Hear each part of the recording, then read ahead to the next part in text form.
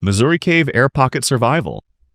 In the late 20th century, a 10-year-old boy went on a cave exploration with his family in Missouri. The family was enjoying a day exploring one of Missouri's many cave systems. The boy was excited to see the underground passages and rock formations. As the family moved through the cave, something went wrong. The young boy became separated from his parents and the rest of the group. In the darkness and maze of passages, he could not find his way back. The boy began exploring on his own, trying to locate his family. He crawled into a narrow side tube, hoping it would lead back to the main passage. But the side tube was partially flooded with cold water. The boy found himself in a section where water blocked the way forward and backward. He was trapped in the flooded tunnel with no clear escape route. Many people would panic in this terrifying situation, but the 10-year-old boy kept his mind calm and looked for options.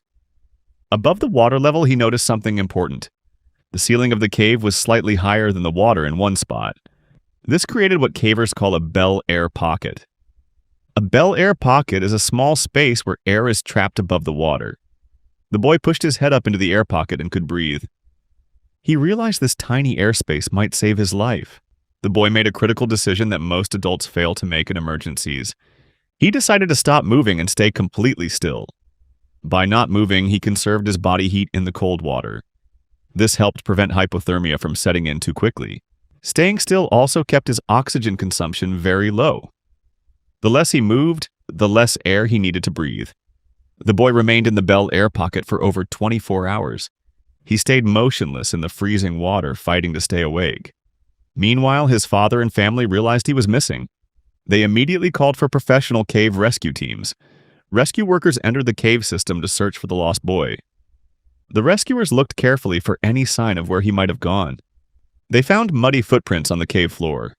The small footprints led toward the narrow side tube. The rescue team followed the trail of prints into the flooded passage. They discovered the 10-year-old boy alive in the bell air pocket. He had survived over 24 hours by staying calm and staying still. The boy was cold and exhausted but alive. Rescuers carefully extracted him from the flooded tube. He was taken to a hospital and made a full recovery. Cliff Cave Flash Flood Survival. In July 1993, a group of 12 boys went on a special field trip in Missouri. The boys were between 9 and 12 years old. They all lived at a children's home in St. Louis. 2 adult counselors took the boys to explore Cliff Cave as an adventure activity. Cliff Cave was a popular destination for educational trips. The weather forecast that morning showed no signs of danger. The group entered the cave excited to explore the underground passages. While they were deep inside the cave, the weather changed rapidly. A sudden, violent thunderstorm struck the area with no warning. Heavy rain poured down for miles around Cliff Cave. The massive amount of rainfall had nowhere to go, except underground. Water began rushing into the cave system from every opening. A flash flood roared through the cave passages like a wall of destruction. The floodwater moved with terrifying speed and power. The group of children and counselors were trapped inside with no escape route.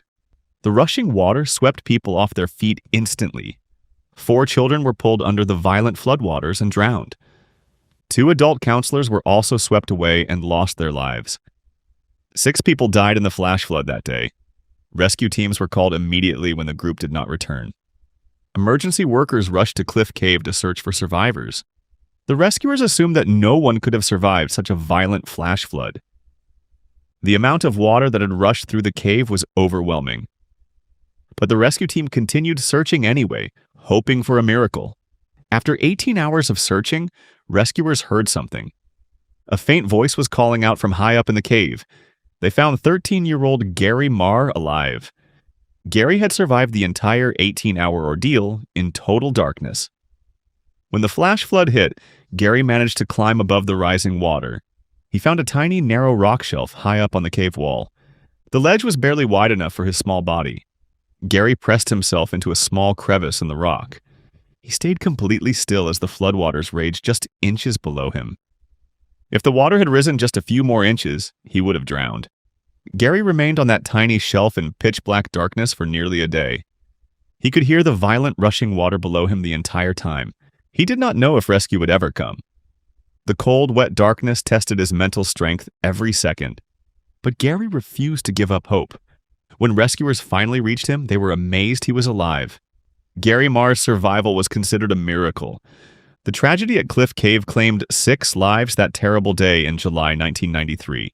Wildman Cove Cave Incident. On 11th August 1979, a group arrived at Wildman Cove Cave in Tennessee. The cave had a 111-foot entrance pit with a narrow stone slot at the bottom. Among the group was 14-year-old Jonathan Hogue. He was confident and had been on several caving trips before. Jonathan had long, dark hair hanging past his shoulders. Older spelunkers had warned him multiple times to tie it back before descending the pit. He hadn't done it because he'd never caught his hair in a rappel rack before. Jonathan clipped into his rope, grabbed his rappel rack, and began his descent. For the first 40 or 50 feet, the rappel was smooth. At the halfway point, the wall started closing in around the rope. Jonathan kept descending without slowing down. Suddenly, without warning, he was jerked to a violent stop, 50-plus feet off the floor. A massive clump of his hair had wrapped around the metal bars of his rappel rack. His head was pinned painfully against the device. He was trapped with no light, no leverage, and no way to free himself. He tried shifting and turning, but every motion tightened the twist of hair. Someone below tied a knife to the end of a rope and tossed it upward. Jonathan grabbed the rope, untied the knife, and began cutting blind into his tangled hair. He couldn't see the entanglement and was twisted awkwardly against the rack. Below, the group watched tiny flecks of hair falling like ash. Then they saw blood. Jonathan had accidentally cut his own scalp. Despite the pain, he kept sawing through the hair. His body shook violently, but he continued working the blade. Suddenly, his hair tore free from the rack. His head jerked back with a spray of blood, but he was finally liberated. He resumed his rappel slowly with one hand pressed to his bleeding head. When he reached the ground, a paramedic quickly assessed the injury. His scalp was sliced open in a jagged line with chunks of hair missing. They cleaned and bandaged the wound to stop the bleeding. The group helped Jonathan ascend the 111-foot pit step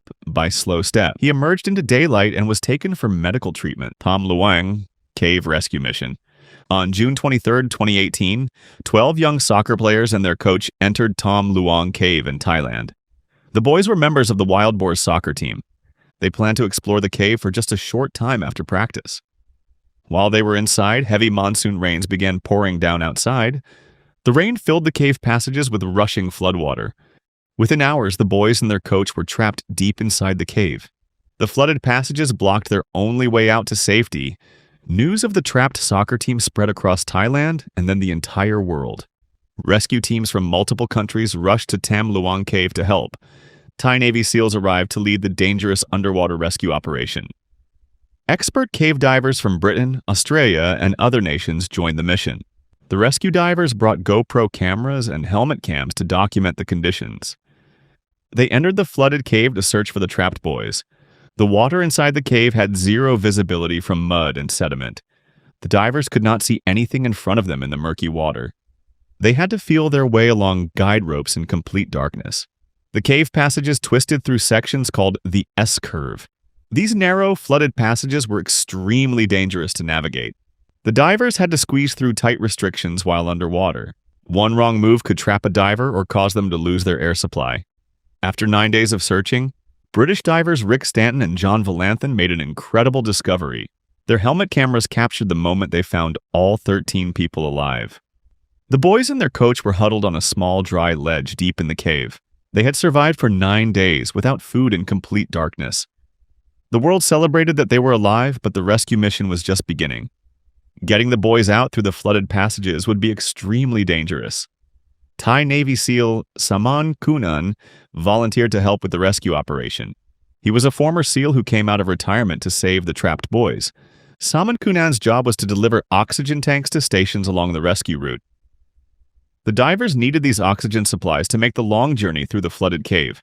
On July 6, 2018, Saman Kunan was swimming back through the cave after delivering tanks.